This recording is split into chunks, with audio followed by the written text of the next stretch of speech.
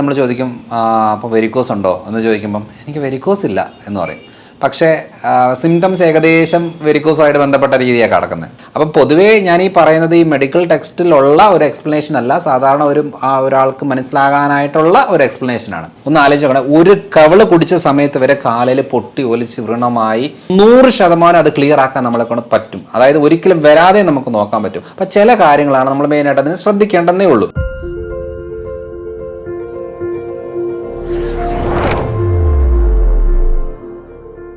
Hello everyone, I am doctor Manoj Johnson, lifestyle physician, John Marian hospital, Pala. ഇന്ന് നമ്മൾ discuss ചെയ്യാൻ പോകുന്നത് പലപ്പോഴും പലരുടെയും ഒരു ബുദ്ധിമുട്ടാണ് ഈ വെരിക്കോസ് റിലേറ്റഡ് പ്രോബ്ലം പറയുന്നത്. പ്രത്യേകിച്ചും വെരിക്കോസ് ഇല്ലാത്തവർ വളരെ കുറവാണ്. പലരും പറയുന്നതെന്ന് വെച്ചാൽ എനിക്ക് വെരിക്കോസ് ഇല്ല. അപ്പോൾ നമ്മൾ പല സിംറ്റംസ് കേൾക്കുമല്ലോ. കേൾക്കുന്ന സമയത്ത് നമ്മൾ ചോദിക്കും അപ്പോൾ വെരിക്കോസ് ഉണ്ടോ എന്ന് ചോദിക്കുമ്പം എനിക്ക് വെരിക്കോസ് ഇല്ല എന്ന് പറയും. പക്ഷേ സിംറ്റംസ് ഏകദേശം വെരിക്കോസുമായിട്ട് ബന്ധപ്പെട്ട രീതിയാണ് കിടക്കുന്നത്.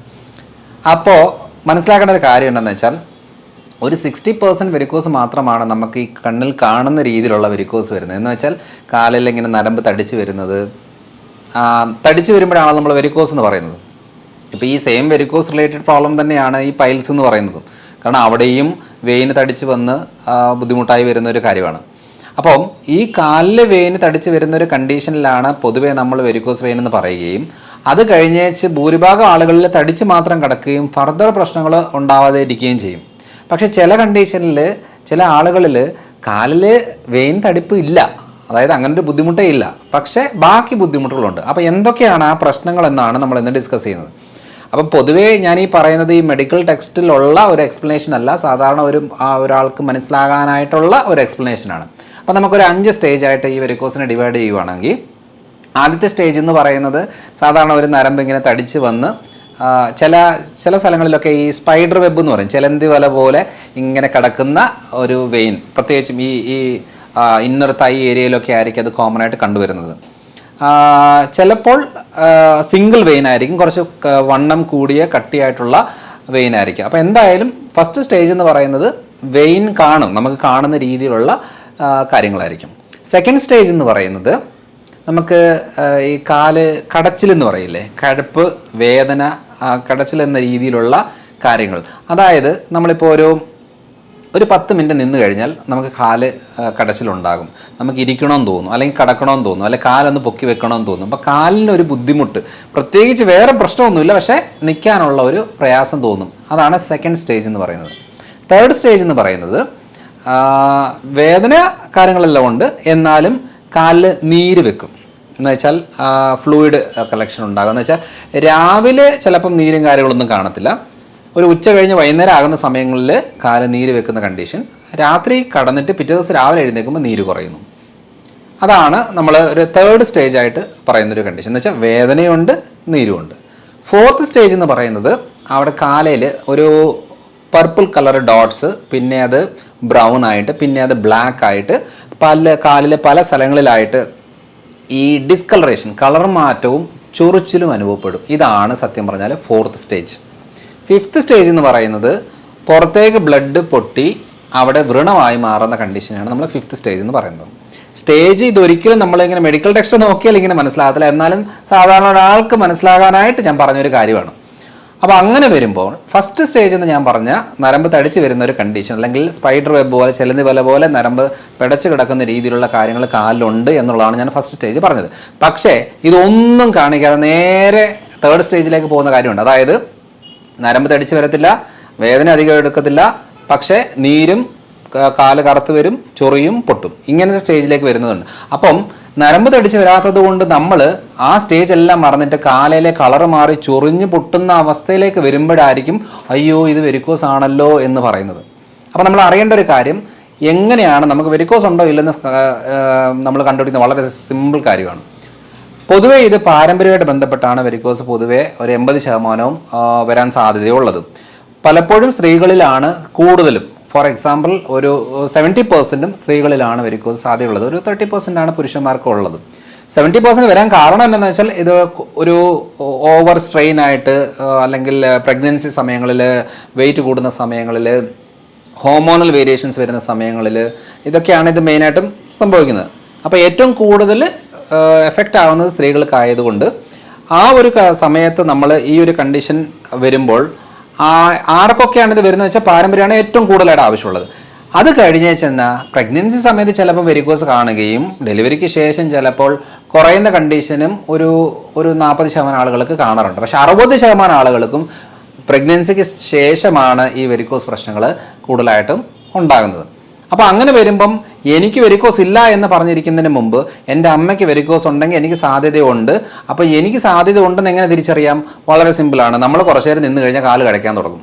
കാല് കഴിക്കുമ്പോൾ തന്നെ നമ്മൾ ആലോചിക്കണം, ഓക്കെ വെരിക്കോസിന് സാധ്യതയുണ്ടല്ലോ എന്നുള്ളത്. അത് നരമ്പ് തടിച്ചു വരണമെന്ന് ഒരു നിർബന്ധവുമില്ല. കാല് കഴിക്കുന്നതിന് വേറൊരു കാര്യം കൂടെ ഉണ്ട്. ഇപ്പം മെൻസ്ട്രുവേഷൻ റിലേറ്റഡ് ആയിട്ടുള്ള പീരിയഡ്സ് റിലേറ്റഡ് ആയിട്ടുള്ള പ്രശ്നങ്ങളിലും കാല് കിഴപ്പുണ്ടാകും. അതേപോലെ തന്നെ വിറ്റമിൻ ഡി കുറവുള്ള ആളുകളിലും കാല് കിഴപ്പ്. ഇപ്പം ഞാൻ വിറ്റമിൻ ഡി സപ്ലിമെൻറ്റ് കഴിക്കുന്ന ഒരാളാണ്.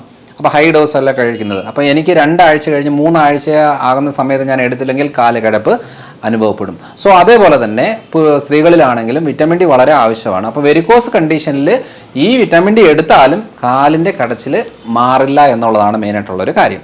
അപ്പോൾ ആദ്യത്തെ സ്റ്റേജും സെക്കൻഡ് സ്റ്റേജും തേർഡ് സ്റ്റേജ്, അതായത് നീര് വെക്കുന്ന അളവ് വരെ ഉള്ളത് നമുക്ക് ഈസി ആയിട്ട് ക്ലിയർ ആക്കാൻ പറ്റുന്നൊരു കാര്യമാണ്. അപ്പോൾ അതിന് നമുക്ക് വലിയ രീതിയിലുള്ള ഡയറ്റോ കാര്യങ്ങളോ ഫോക്കസ് ചെയ്യേണ്ട ആവശ്യമില്ല. അത്യാവശ്യ കാര്യങ്ങൾ ശരീരപ്രകൃതം അനുസരിച്ച് വെയിറ്റ് ഉണ്ടെങ്കിൽ വെയിറ്റ് കുറയ്ക്കുക, അങ്ങനെയുള്ള കാര്യങ്ങൾ മാത്രം നോക്കേണ്ട ആവശ്യമുള്ളൂ.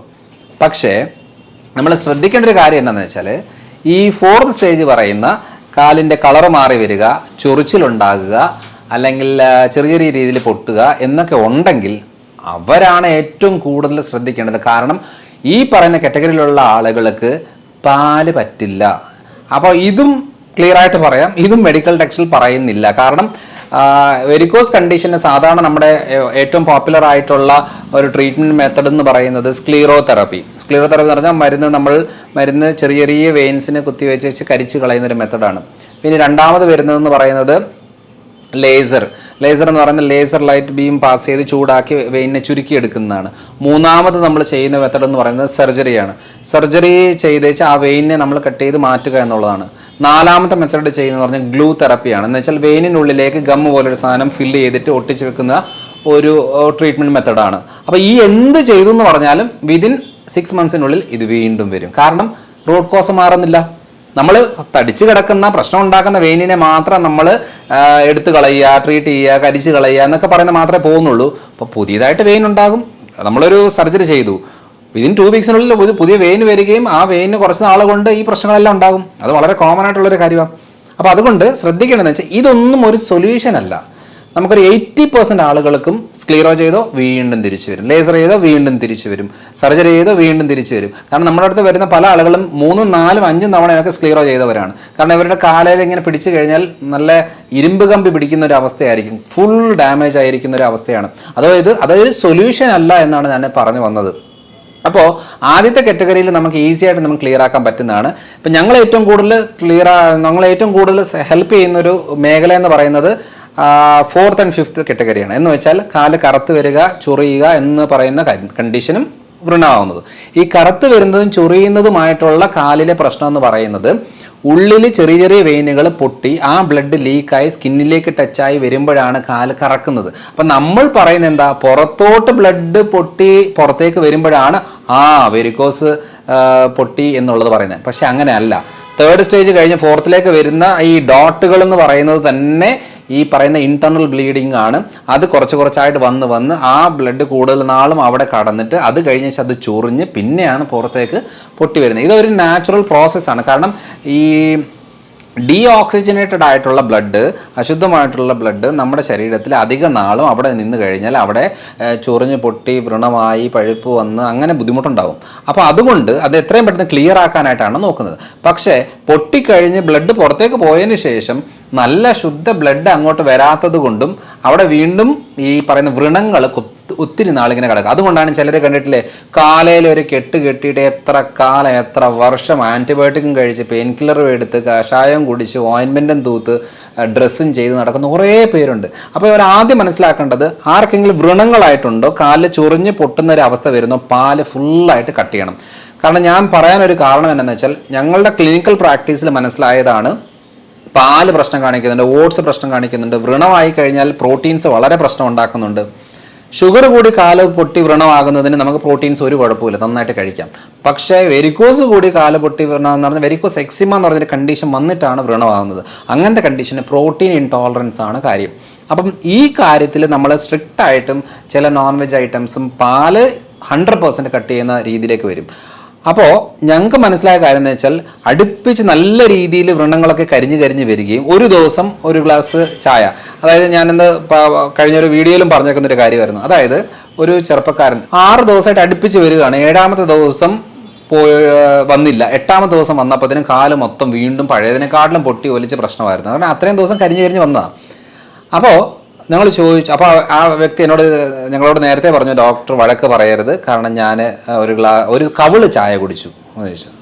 അപ്പം എന്തിനാണ് ഞാൻ പാല് പാടില്ല എന്ന് പറഞ്ഞതല്ലേ എന്നപ്പോൾ ഞങ്ങൾ ചോദിച്ചപ്പം പറയാണ്, അത് എൻ്റെ കല്യാണാലോചനയായിരുന്നു. ഞാൻ പെണ്ണ് കാണാൻ പോകുന്ന സമയത്ത് എനിക്ക് നിവൃത്തിയില്ലാത്തത് കൊണ്ട് ഞാൻ ഒരു കവിള് കുടിച്ചു, അതെനിക്ക് മനസ്സിലായി എന്ന് പറഞ്ഞു. അതായത് ഒന്ന് ആലോചിച്ച് നോക്കണം, ഒരു കവിള് കുടിച്ച സമയത്ത് വരെ കാലിൽ പൊട്ടി ഒലിച്ച് വ്രണമായി വളരെ എന്താ വെച്ചാൽ വെള്ളം ഒലിക്കുന്ന രീതിയിൽ വേദനയാണ് അനുഭവപ്പെടുന്നത്. ഈ വെരിക്കോസിന് പ്രത്യേകത ചെറിയ വ്രണമായാലും വലിയ വ്രണമായാലും വേദനയൊക്കെ സെയിം ഒക്കെ തന്നെയാണ്. പക്ഷെ 100% അത് ക്ലിയർ ആക്കാൻ നമ്മളെ കൊണ്ട് പറ്റും. അതായത് ഒരിക്കലും വരാതെ നമുക്ക് നോക്കാൻ പറ്റും. അപ്പം ചില കാര്യങ്ങളാണ് നമ്മൾ മെയിനായിട്ട് അതിന് ശ്രദ്ധിക്കേണ്ടതേ ഉള്ളൂ.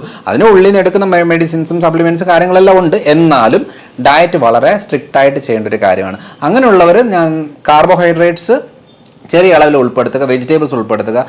പ്രശ്നം എടുക്കാൻ പാടില്ല എന്ന് പറയുന്നത് പ്രോട്ടീൻസ് ആണ് മെയിനായിട്ടും. അതിലും പാലാണ് ടോപ്പായിട്ട് വരുന്നത്. ഇപ്പോൾ ചില സമയങ്ങളിൽ ഞങ്ങൾ കണ്ടിട്ടുണ്ട് ഓട്സ് കഴിച്ചിട്ട് പൊട്ടി ഭയങ്കരമായിട്ടും വേദനയും വെള്ളം ഒലിച്ച് പോകുന്ന ഒരു കണ്ടീഷൻ കണ്ടിട്ടുണ്ട്. അപ്പം ഗ്ലൂട്ടൻ ഇവിടെ പ്രശ്നം ഉണ്ടാക്കും. അതുകൊണ്ട് കാല് ചൊറിഞ്ഞ് പൊട്ടുന്ന ആളുകൾ ഗോതമ്പ്, മൈദ, ഓട്സ് എടുക്കുന്നുണ്ടെങ്കിൽ അത് കട്ട് ചെയ്യാതെ ഈ പ്രശ്നങ്ങൾ മാറില്ല.